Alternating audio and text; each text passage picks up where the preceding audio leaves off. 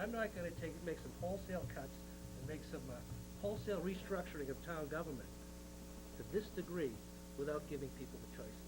So, I'm in favor of putting together a balanced budget. It may not be exactly what's presented up here. Again, I think we're compromising too much of our future in relation to our ability to support bonded indebtedness, to maintain our physical structure and our physical plants. We have an obligation to maintain our physical plants because the taxpayers have a vested interest here, and that's what we're sacrificing. We're talking about safety equipment, we're talking about cruisers, we're talking about fire engines, we're talking about ambulance, we're talking about all this stuff, and equipment for mechanics, all capital improvements that need to be maintained or purchased. I can't, in good conscience, for a one-shot deal, for 1 year, blow $1 million. I don't think it's responsible. 531,000. That's just one issue, that's just one proposal, your portion of your proposal, which is not in here. $531,000. If you look at what's here, more than that is included. It's $531,000, plus a whole bunch of other non-recurring expenses here that aren't gonna do any good next year. Steve, So, can I interrupt for a second? Sure. Because I've looked at the list here, and if we look at the TA's proposals, retirement benefits are certainly non-recurring. I mean, that's just an estimate of who's gonna retire the following year. The Voc School number is totally not gonna recur. Non-exempt debt, if we lower the debt service from the 960 number to the 810 number, is it is recurring, because we can continue to cap that debt. In fact, it's recurring and it's increasing, right? Police and fire overtime is recurring. Sanitation would be recurring. Let me finish, Phil. Recreation is recurring. Ambulance is recurring. Cell tower is recurring. The health insurance trust, I don't know whether that's recurring or not, right? And of the ones that I propose, recreation would be recurring. Library would be recurring. Police would be recurring. retain our accreditation. And co-pay would be recurring. And then we throw snow and ice in there, which every year we run. Well, snow and ice, I know, you know, but the snow and ice, again, is something that every year we have to deal with, anywhere from $125 to now $300,000 annually that we under budget, but we have to because it's crazy to raise that limit, because then once you raise it, you have to maintain it. But anyway, I think there's an awful lot of non-recurring things here where we're just taking one shot in the arm to get us over the hump for 1 year in hopes that we come up with something next year. I just think we need to do something a little more structurally to do it. And again, as far as the trash, trash thing, I mean, you said it was $20 a quarter additional? The back of the envelope calculation That would give us about was 2,800 users. Is that what Dave, how many people do we have, Calculated, between 4500 and, if you go up, right now, $60 a year, $15 a quarter. Yeah. oh, that's, Yeah, That's what I said, $60 $60. a quarter instead of 45. I Okay. misunderstood that, then. $60. Essentially, we'd be, putting the solid waste program in one enterprise, much like the water and the ocean, so that it would be 100% pumping routine. That's the direction we're going. Thank you, David. Phil, I don't know, I want to hear from Mike if he's got anything to add to this, and then I'll get back to you. I would have no problem putting an override up on the ballot, as long as we made sure that the cuts we're supposed to be making are completely restored.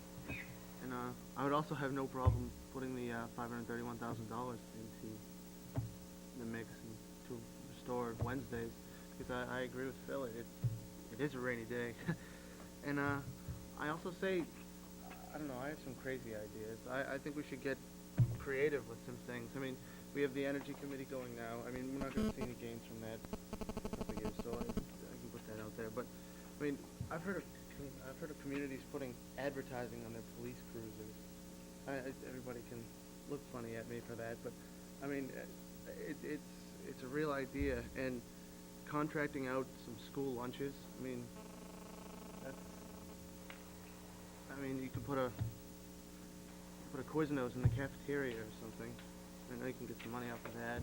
And I don't know, it's just, I think we have to look at different things. I mean, I've heard a lot of ideas for restructuring town government, and I do agree. I mean, it definitely needs to be done, and there's a lot of room for wiggling, and I agree we need to try to get ourselves into the GIC and restructure our insurance. And I mean, it's just, I've heard a lot of good ideas, and I'm looking at everything, and there's a lot of things that we could do creatively, I think, to offset some things. Bill, You know, I just want to say one thing. I've heard the argument before, as I floated out the 531 as an idea, okay? I've heard the argument before about, the one-shot deal idea, and I don't see it that way. I mean, it is always a one-shot deal. Whenever you do a budget, it's this year, okay? So, the question is, what are we doing long-term? And if we were doing nothing long-term, then I could maybe buy that, but we aren't, okay? There are problems here that will be long-term problems. We are going to have a problem next year. We're going to have a problem the year after that. It's difficult times, and we're going to have problems. But it's not that this town is standing still, okay? We're working on the GIC, which could save us any number of dollars, okay? I won't throw a number out there, but the number this band thinks about is in the order of $300,000, okay? Michael and I are on that energy committee. We're working to see where we can save energy, okay, on that area. There are new initiatives such that we've raised before, such as the personal property tax, increases in the personal property tax, okay? J.T. Berry's coming online. These are all things that are happening for the future. So it's not that we're not necessarily got things working for us for the future. I think we do, okay? Is it going to be enough? Well, you know what? But nobody's standing still. So when we talk about it being 1 year, yeah, it's 1 year, and every year you do the budget, and every year it's a one-year budget. That's what it is, okay? But it's not that, when we talk about changes that carry forward, the town is making moves, is doing things, and is doing the best it can to maximize revenue for the future, okay, and minimize as much as possible expense for the future as well. And that is about all you can do. Okay, in this particular case, I say it again, I'm going to say it again, I cannot look anyone in the face and say, in October, we got $2.2 million in debt stabilization and free cash, okay, and yet Wednesdays we're sending all the kids at home, and we're laying off policemen. I just can't see it. I just can't see it. I'm sorry, thank you, Bob. all right, I'm gonna open it up and get some input from the audience, okay? Remember, to the podium. Gentlemen, Identify themselves for the second. please identify yourself for our secretary. Dan Driscoll from 6 Equestrian Drive, father of 2 fourth graders and a 6th grader as well. Also co-chair of North Reading United for Education. Couple things that I did want to mention, but I guess first and foremost, because we've heard a lot of discussion about it, and I brought it up here about a month ago, and I want to make sure that people understand, and we're all clear on this, the Wednesday thing. We talk about restoring Wednesdays, and that's great, but it's not just about restoring Wednesdays. It's about restoring the programs that are needed and reducing the class sizes that are needed, which would ultimately end up with the need to have Wednesday afternoons. So it's not just a matter of let's get the kids off the street and let's get them back in school on Wednesday afternoons. If we're not going to do the things with them educationally that are needed, then there's not really a point to bringing them back on Wednesdays, if you understand what I'm saying. My son tomorrow, he's a middle schooler, he's in 6th grade. He has 3 study halls tomorrow. 3 study halls. So if we're going to bring back Wednesdays and throw a couple more study halls, we've missed the point. To your point, Mr. Didino, it's short-sightedness. We're talking about bringing back the teachers. No. We're talking about bringing back the teachers that the school committee says is necessary to bring back Wednesdays. Teachers, we're not talking about study halls. I don't want to throw money at study halls. I want to make sure that everybody's clear. Because I've been accused of just, talking about Are when. you suggesting that the superintendent's numbers, that on the schedule, were two sets of teachers, okay? Foreign language and PE. And he says that those are needed to bring back full classes on Wednesdays, okay? That's not what you're talking about? No, no. Is something else? No, no. Tell us there's something else. You can tell if he's wrong. No, I think it goes to the question of what the superintendent's priorities are, and I think his priorities are not Wednesdays, his priorities are filling up the time slots, having teachers in place of the office study halls probably first. That would be my guess. And again, the physical education and the art, were the two I think they were looking to propose to bring back, again, fills in those voids for the Wednesday afternoon. The elimination of those classes and that part of the curriculum necessitated doing away with Wednesday afternoons. But again, Mr. Driscoll's point, we have kids in school now with half days on Wednesday afternoons and 3 study periods tomorrow. That is a more critical issue to solve rather than the Wednesday afternoon. And I guess that's where the superintendent, that's why I asked the question I mean, earlier. that's, what was the I'm not sure, superintendent's I'm not sure priority? what your pitch is to us, all right? That's the school committee pitch. Right. If we raise the funds, I don't I guess, understand. I think, you know, in all due respect, I think you misunderstood what I was trying to say. I did. Okay.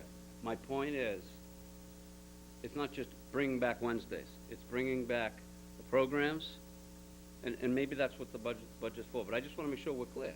It's bringing back the programs, and it's reducing the class sizes, okay?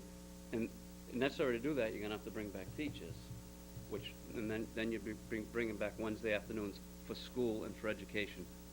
All I'm saying is, I don't want to bring back Wednesdays and throw more study halls at it. That's my only point. I think we're saying the same thing, but based on Probably were. based on your face, I mean, this is what the school committee has told us they need. I'm not sure, beyond that. Right. When I was here about a month ago, I brought this up, and somebody had said, there is a school of thought out there that there's some parents or there's some people in town that think we want Wednesday afternoons back, just so the kids get off the street, and that's not the point. That's my thinking. Okay, so then we agree. I want Wednesday afternoons restored for educational purposes. That's my only point on Wednesday afternoons, okay? As a parent and as co-chair of North Reading United for Education, our goal is to have a budget process that brings quality and equality across all town government, and that includes schools. And I think over the last couple of years, the services that have been reduced as a result of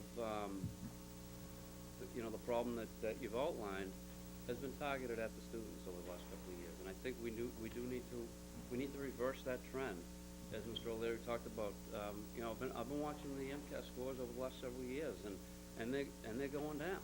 And you could have a lot of research tied to it, but I'm sure there is a direct correlation to increased class sizes. We have middle school science classes in 8th grade that have 38 kids in them. This isn't History 101 at a university. I mean, 38 kids in a science class. These kids can't learn. So we have to reverse the trends. We have to do we have to make the tough decisions, whether it's a combination of raising more revenue, raising more fees, cutting services in other areas. We have to bring that equality back so it doesn't affect the students as much. Mr. Donito talked about the short-sightedness of, not putting salt on the side streets. We've been short-sighted for the last 3 or 4 years in how we're funding the schools. And I think we need to reverse that, or else it's just going to get worse and worse and worse, and we're going to fall into the holes that we're never going to be able to get out of. Now, I haven't given enough thought about the $531,000, but I have to think that through to see if it makes sense. If it's a last-ditch resort, maybe it does make sense. But to Mr. O'Leary's point, putting in the $531,000 this year and then turning around and not having it next year, that is a problem. That sets up false hopes for some people. So we have to make some tough decisions to make sure that the services across all the population in North Reading are met. Thank you very much. I appreciate it. Just a comment, the we refer to, and I think a number of us have used the